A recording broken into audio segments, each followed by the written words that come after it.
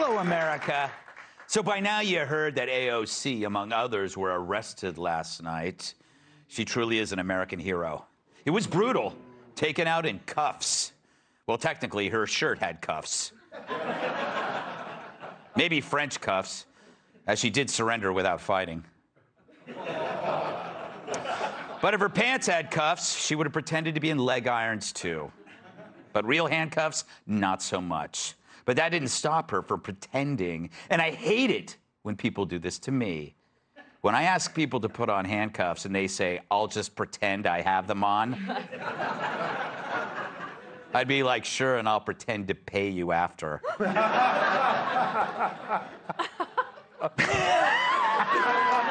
I think Dana just had an arrhythmia. All right. Yes, I pay people to wear handcuffs. But she did this because she knew the media would obey. Let's watch the tape.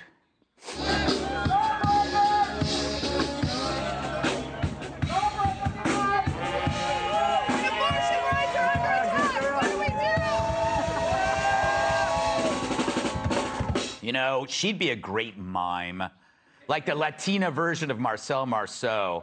In fact, here she is later in her jail cell.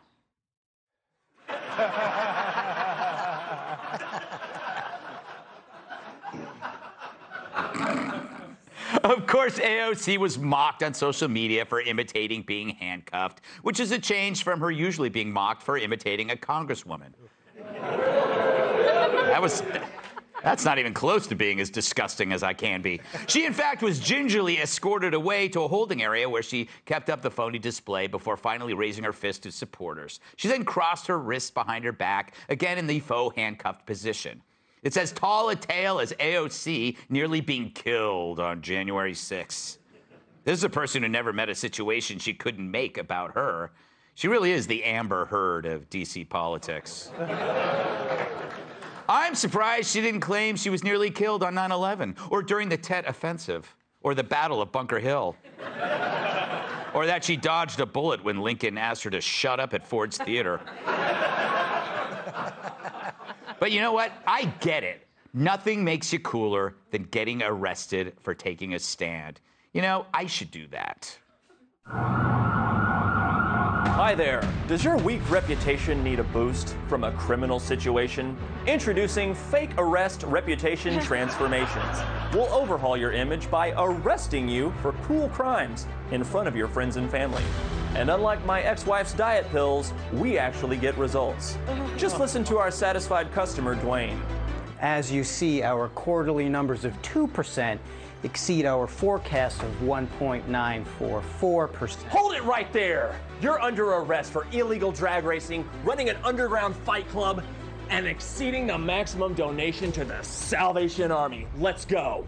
Screw you, pig! Whoa, you knew Dwayne was such a badass. I want him to get me pregnant. Me too.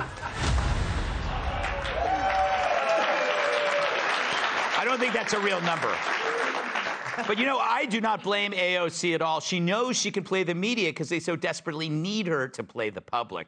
It's like Bob Seger sang in that classic song, Night Moves. I used her, she used me, but neither one cared. We were getting our share. It's like that picture of the border agent that went crazy viral. Agent whips migrants. The media screamed in unison like the Tabernacle Choir stubbing all their toes at the exact same time. Biden said he'd get to the bottom of it like it was his afternoon bowl of cream of wheat. Then, when adults informed the press that no, those were horses, reins, you effing jackasses, the story went away without one correction. Instead, in a move that would make Kafka say, this situation is my name-esque. No. Thank you. Jim said it was a good joke. Great joke. They punished the agents even after they were found innocent. Yeah, and Trump was supposed to be the dictator. But the story isn't about them or the squad. It's about the media, of course, who choose to omit facts to create and then preserve their narrative. What you're seeing is kabuki news, where participants play act and the media pretends it's real, then amplifies it to the public. It's constant, and it only flows in one direction. But today, thankfully, with help, a savvy consumer can see right through it. And who can you thank for that?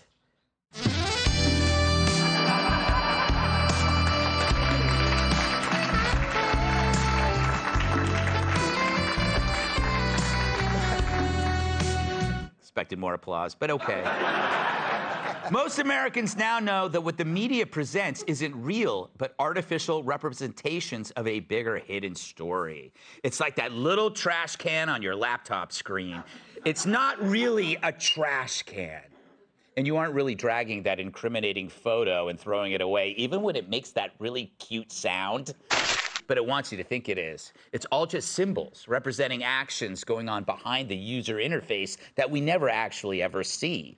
What you do see, however, is what they allow you to see. There's lots of other stuff going on behind the scenes. I mean, who knows how many cryptic texts, emails, and bodily fluids are exchanged between journalists and polls for such favorable coverage. But that's the news, or how the news presents the news. Example, again, this photo. A Border Patrol agent on horseback. A black migrant, a whip. That's all you need, the media thinks, so they blew it up. But behind those images is a truth they won't tell you because it's too much work and it betrays their aims. So what was the story behind the story? The Border Patrol agent is doing his job that the government won't do, protect the border. The whip is a rein used to control the horse on rough terrain. The black migrant is an illegal alien, and agents are actually looking out for his health, too. That's the story behind the images. Same thing with the Squad's protests. It's also clear, so why bother telling you the truth? A TV picture is worth 1,000 words and is 1,000 times more powerful when not explained in its proper context. Whether it's the New York Times or CNN, they use images falsely to represent their reality that often isn't the reality at all. Same thing with war. Pictures of legit suffering and rubble. I'm sorry, I'm confusing those with what I see in Kat's office. But better not question what's going on behind that image.